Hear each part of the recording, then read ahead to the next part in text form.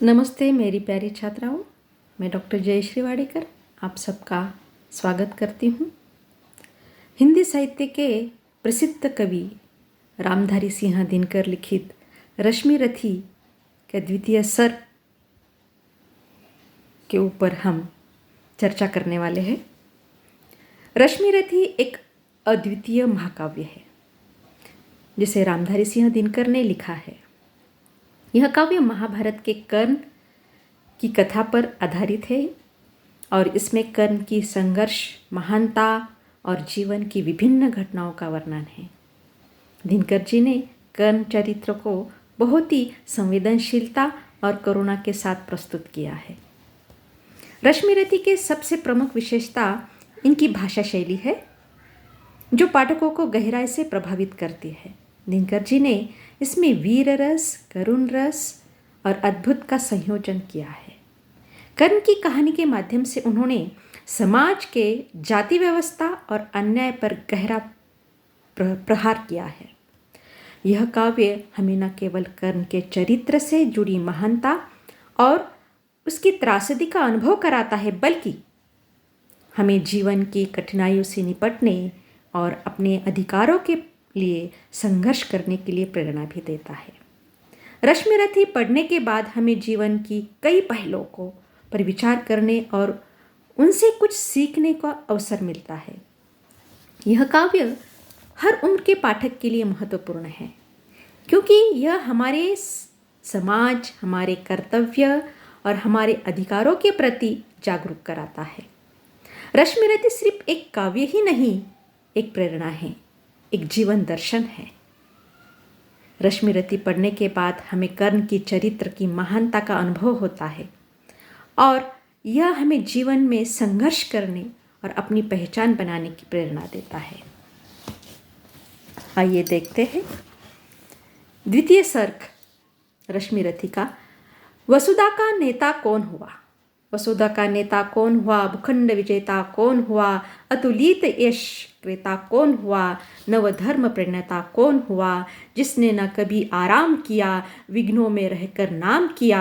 जब विघ्न सामने आते हैं, सोते से हमें जगाते हैं। मन को मरोड़ते हैं पल पल, तन की झंझोड़ते हैं पल पल।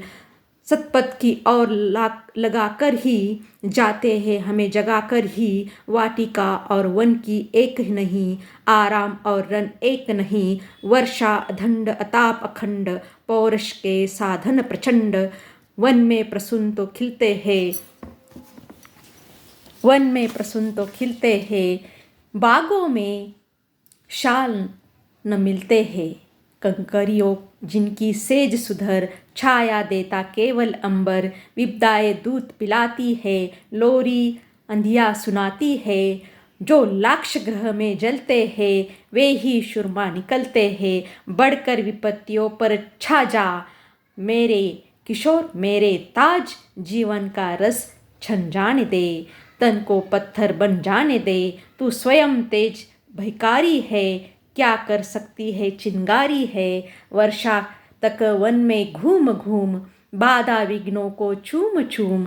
सह धूप घाम पानी पत्थर, पांडव आए कुछ और निखर। सौभाग्य न सब दिन सोता है, देखो आगे क्या होता है, देखो आगे क्या होता है। मेरी इस कक्षा में उपस्थित सभी श्रोतागण इस पंक्तियों का भावार्थ हम जानेंगे। कभी प्रश्न करते हैं कि धरती का नेता कौन बनता है? भूखंड का विजेता कौन बनता है? अद्वितीय यश किसे प्राप्त होता है? और नए धर्म का प्रवर्तक कौन होता है? वे स्वयं उत्तर देते हैं कि वह व्यक्ति जिसने कभी आराम नहीं किया और कठिनाइयों के बीच रहते हुए अपना नाम कमाया। जब विपत्तियां सामने आती है तो वे हमें हमारे सोए हुए आत्मबल से जागरूक करती है। वे हमारे मन को बार बार झकझोरती है, हमारे शरीर को भी बार बार परेशान करती है। लेकिन इन्हीं विपत्तियों के कारण हम सही मार्ग पर चलने के लिए प्रेरित होते हैं। कवि कहते हैं, बाग और जंगल एक जैसे नहीं होते। आराम और युद्ध एक जैसे नहीं होते। बारिश, तूफान और कठोर धूप सभी पुरुषार्थ के शक्तिशाली साधन हैं। जंगल में फूल खिलते हैं, लेकिन बागों में मजबूत शाल वृक्ष नहीं होते। जिनकी सेज कंकड़ों से सजी होती है और जिनके लिए आकाश ही छाया है, वे विपत्तियों की उनका पोषण करती है और आंधियाँ उन्हें लोरी सुनाती है। जो लोग लाक्षागृह में जलते हैं, यानी कि अत्यधिक कठिनाइयों का जो सामना करते हैं, वे ही असली वीर होते हैं। कवि युवा पीढ़ी को संबोधित करते हुए कहते हैं कि विपत्तियां पर विजय प्राप्त करो, जीवन का रस निचोड़ दो और अपने शरीर को पत्थर जैसा कठोर बनने दो। तुम स्वयं तेजस्वी और भयकारी है। तुझसे किसी छोटी मोटी समस्या से डरने की तुम्हें क्या आवश्यकता है।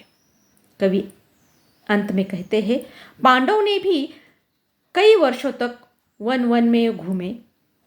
धूप, बारिश, पत्थरों का उन्होंने सामना करके अपने व्यक्तित्व की और निखारा। वे कहते हैं कि सौभाग्य हमेशा नहीं सोता है, देखते हैं आगे क्या होता है। इस कक्षा में हमने दिनकर जी लिखित रश्मि रथी के ऊपर चर्चा की है। मैं डॉक्टर जयश्री आप सबका धन्यवाद ज्ञापित करती हूँ। बहुत बहुत धन्यवाद।